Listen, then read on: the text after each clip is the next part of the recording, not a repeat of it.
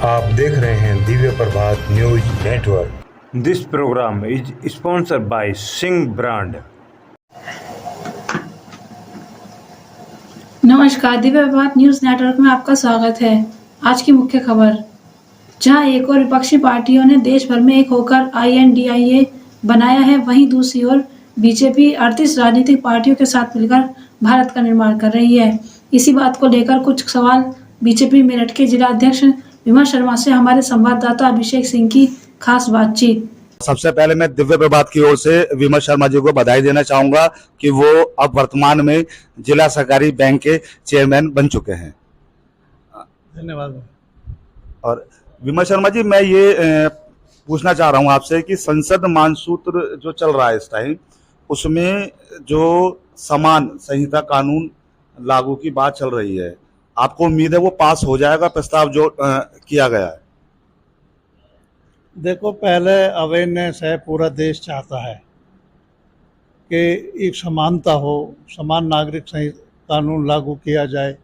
उसी भी क्रम में सरकार अपना काम करेगी, तो उसमें ज़्यादा सरकार का विषय है, संगठन का विषय नहीं है। लेकिन पब्लिक ओपिनियन जो है वो समान नागरिक संहिता के साथ है। जैसे कि उत्तर प्रदेश में योगी सरकार है और योगी सरकार ने बड़े माफियाओं को, जो भू माफिया रहे हैं या बहुत बड़े माफिया रहे हैं, उन पर पूरा अंकुश लगा दिया गया है और बुलडोजर भी चला दिया गया है। पर ये छोटे छोटे जो अपराधी करते हैं कि चैन लूट की स्नैचिंग हो गई, महिलाओं के साथ छेड़छाड़ हो गई, इस पे कब तक क्या मतलब सरकार क्या सोच रही है इसके लिए? ये तो लगातार नीचे तक का ही अपराधी का वो किया है, लेकिन ऐसे अपराधियों पर भी अंकुश लगा है। पहले तो बहुत ज़्यादा घटनाएं होती थी और अब अगर फिर भी बहुत सख्ती के साथ माननीय योगी जी द्वारा बिल्कुल नीचे अधिकारियों को, सभी पुलिस अधिकारियों को, प्रशासनिक अधिकारियों को ये निर्देश है कि ऐसी घटनाएं बिल्कुल भी ना हो, अगर कोई हो तो उस पर सख्त कार्रवाई। तो इसमें जो मतलब पुलिस प्रशासन को मतलब पूरा बाध्य कर दिया है, मतलब योगी सरकार में, भाजपा सरकार ने, कि कोई भी ऐसा अपराधी हो तो पुलिस को पूरी हिदायत दे रखी है कि उन पर अंकुश लगाने की पूर्ण व्यवस्था करे। इसमें क्या कहेंगे? ये सरकार की तरफ से, सरकार की मंशा 0 टॉलरेंस है अपराध पे, कि कोई भी इस तरह का की घटना नहीं होनी चाहिए और बिल्कुल अपना सबको करना खाना है। अब वो जमाना गया उत्तर प्रदेश में कि बदमाशी से या उससे चीटिंग करके पैसे कमाने का। अब तो जो भी इस तरह की करेगा वो उसका इलाज होगा। अच्छा, एक सवाल विमल शर्मा जी ये है कि 2024 के चुनाव आ रहे हैं, तो उसमें विपक्ष ने बनाई है INDIA वर्सेस भारत, तो उसमें कितना क्या मतलब इसका क्या मतलब प्रभाव पड़ेगा आने वाले चुनाव में? आपका क्या इसमें सोचना है, क्या कहना है? लड़ाई कोई INDIA ऐसा नहीं है, इश्यूज हैं। देश के विकास में पिछले 9 वर्ष में कितना काम हुआ और पिछले वर्षों में कितना काम हुआ। पहले कितनी सड़कें बनती थी, अब कितनी सड़कें बन रही है आपके सामने।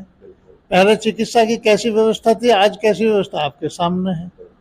पर्यावरण की दृष्टि से भी, चाहे कोरोना जैसा काल भी ये रहा, इसी के बीच, इसी कार्यकाल में कोरोना भी आया, उसमें भी माननीय प्रधानमंत्री ने जिस तरह का प्रबंधन हुआ, जैसे लोगों को बचाने का काम किया, उनका जीवन बचाने का काम किया, वैक्सीन लाने का काम किया और किसानों को सारी सुविधाएं दी, तो पूरे देश में खाद्य उत्पादन भी बढ़ा।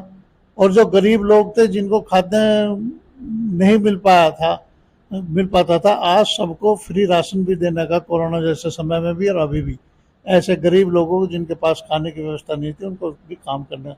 यानी कि सरकार अंतिम व्यक्ति की चिंता कर रही, तो अंतिम पायदान पर खड़ा है, गरीब व्यक्ति है, उसको वे सारी सुविधाएं इन 10 वर्षों में देने का काम किया। गरीब के घर में रसोई नीति, रसोई देने का काम किया, सौभाग्य योजना द्वारा वो देने का काम किया, जो अन्य कितनी योजनाएं, आयुष्मान कार्ड देने का काम किया, बहुत सी विडो पेंशन, वृद्धा पेंशन, उनको समय से ऑनलाइन डिजिटल करने का काम किया। जिनके पास आवास नहीं थे, आवास गरीब लोगों के शहर में बहुत आवास बनाए। तो यानी कि गरीब ऐसे बहुत बड़ा तबका, उनको डिजिटल, उनके सभी बैंक के खाते खोले गए, आज सारा लेन देन उन खातों के माध्यम से हो रहा। तो ये सरकार ने बहुत बड़ा काम किया है और सामरिक दृष्टि से भी देश आज बहुत आगे गया है।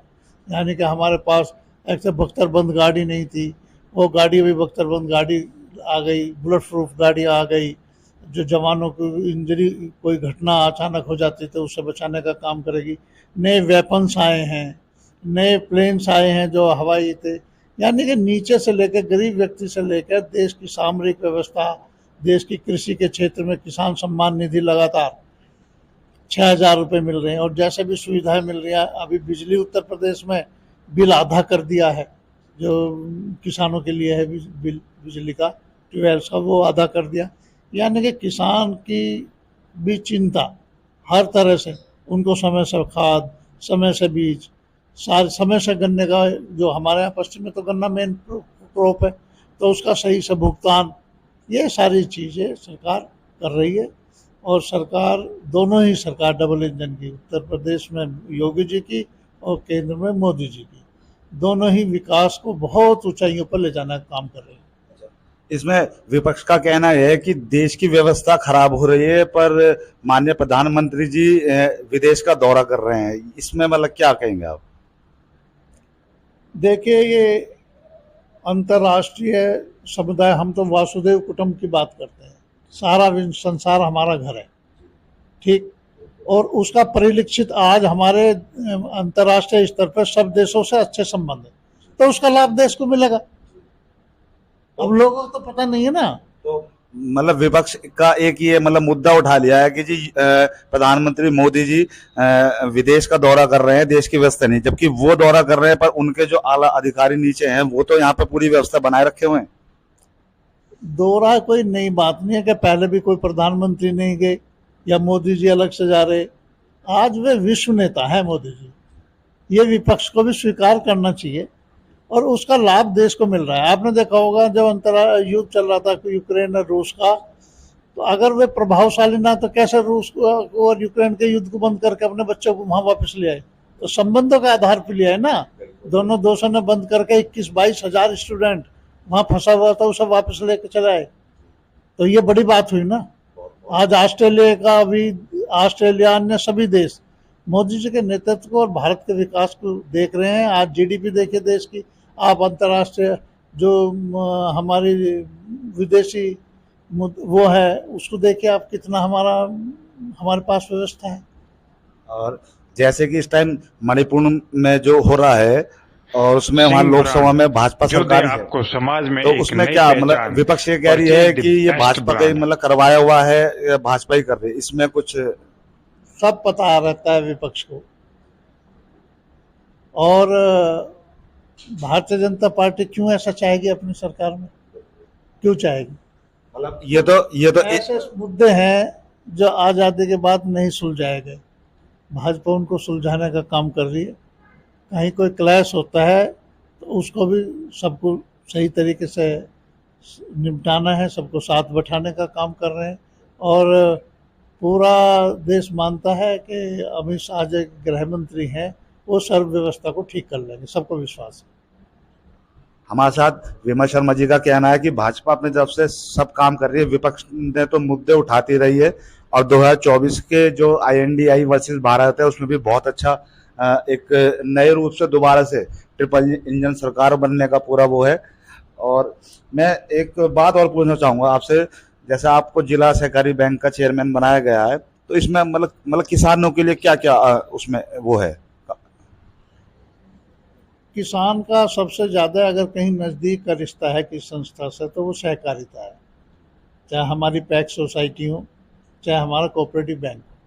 वहीं से हम ऋण सुविधाएं भी देते हैं किसानों को, समितियों के द्वारा जहां खाद अन्य चीज़ उपलब्ध करी जाती हैं, खाद बीज, ऐसे ही कृषि ऋण भी बैंकों के द्वारा समय पर उनको किसानों को दिया जाता है। बहुत कम उसका इंटरेस्ट है और हम चाहते हैं कि लगातार किसान की आवश्यकताओं को सहकारिता के माध्यम से पूर्ण कराने का काम करें। और जो खाद्यान्न में आज हमने विश्व में बड़ी शक्ति बने हैं और देश को आत्मनिर्भर है खाद्यान्न में, बाहर भी हम विदेशों तक खाद्यान्न भेजने का काम कर रहे हैं, तो उसको हम सुचारू रूप से किसान को जब जो आवश्यकता हो बैंक के माध्यम से उसको ऋण की सुविधा उपलब्ध कराने का काम करेंगे। तो हमारे साथ थे विमल शर्मा जी, आपका बहुत बहुत धन्यवाद। विमल शर्मा जी, दिव्य प्रभात के माध्यम से आप जनता को मतलब किसानों को क्या संदेश देना चाहेंगे? किसान तो अगर मैं सही कहूँ तो किसान तो भगवान की तरह है। तो हम सब लोग उसकी मेहनत की पूजा करते हैं और उसी के कारण आज ये देश चाहे चीनी उत्पादन में हो, चाहे दूध उत्पादन में हो, चाहे अन्य ऐसे उत्पादन है जिसमें भारत नंबर 1 हो गया है। तो किसानों की ताकत के बल पर, उनके परिश्रम के बल पर ये आगे बढ़े हैं और सहकारिता के माध्यम, क्योंकि वो प्राथमिक केंद्र पर हमारे सदस्य भी हैं किसान, तो उनकी जो भी आवश्यकताएं हैं वो समय से खाद, बीज, पैसा जो भी हो, सहकारिता बिल्कुल आगे बढ़ के उनके साथ खड़ी रहेगी।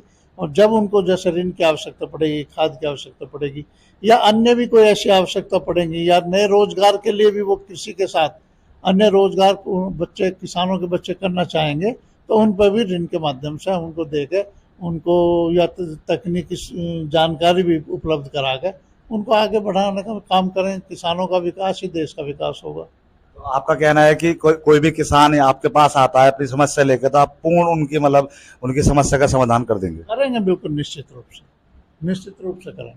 बहुत बहुत धन्यवाद।